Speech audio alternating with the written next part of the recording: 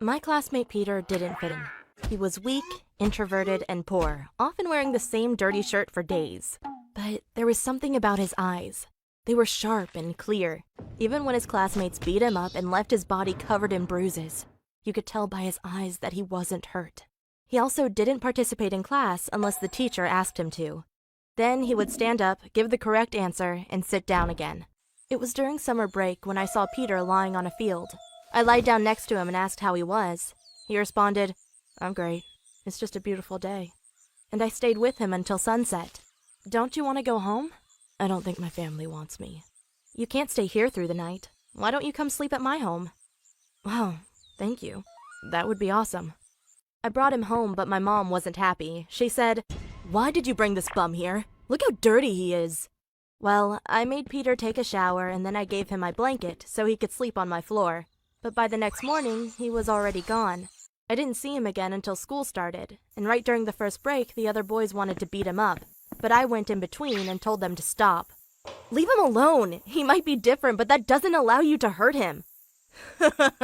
Good luck defending him, little girl. The boy pushed me away so he could attack Peter, but that's when I started screaming as loud as I could. I wasn't hurt, but I pretended I was. When a teacher arrived, I said, "He smashed my head on the ground." She's lying. Don't believe her. "Seems like we have to call your parents into school again." But I didn't do anything.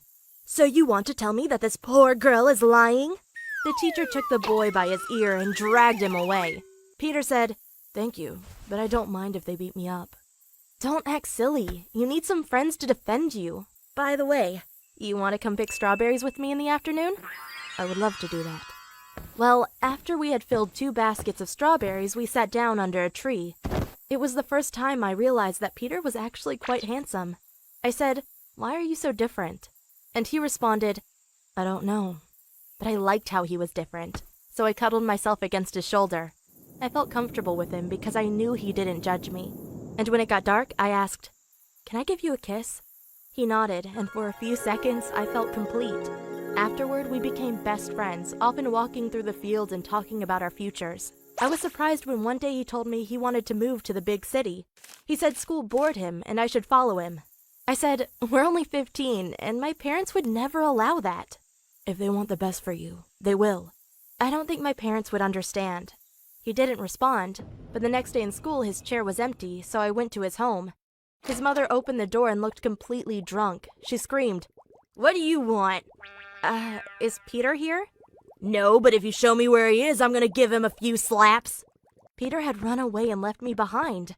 I was lonely and often wondered if Peter and I would ever see each other again. I wasn't sure, but after I graduated high school, I moved to California to study law. It was different than what I had expected. I missed the beautiful fields and nature I had grown up with. And I also still thought about Peter. We'd only been together for 6 months when we were 15, but he was the only guy I'd ever loved. Of course, I had other guys interested in me in college, but I found them shallow and boring. But to stop feeling lonely, I started dating Michael. He was extremely ambitious and worked all day, which meant I didn't have to talk to him much. We had been together for 2 years when Peter called me on my phone. He asked if he could meet me at a cafe, and of course I said yes. Suddenly my hopes were up again. Maybe we could get back together and be as happy as we were in high school. When I first saw him, it felt so right. I fell into his arms and hugged him for minutes. Of course he was, as always, blunt and not interested in small talk. We sat down and he explained why he'd come to visit me. He said, "I wanted to thank you for how you protected me back in school. Growing up, I had no one who loved or cared about me, except you. Therefore, I brought you a gift." He handed me a check that read $300,000. I said, "No, I don't want your money. I want to know how you are and what you're doing." Well, I'm mostly working, and I'm good at it. Money doesn't mean much for me, so I brought you the check hoping it would make your life a bit easier. "Are you happy?" I asked, and he looked away, saying, "I'm fine."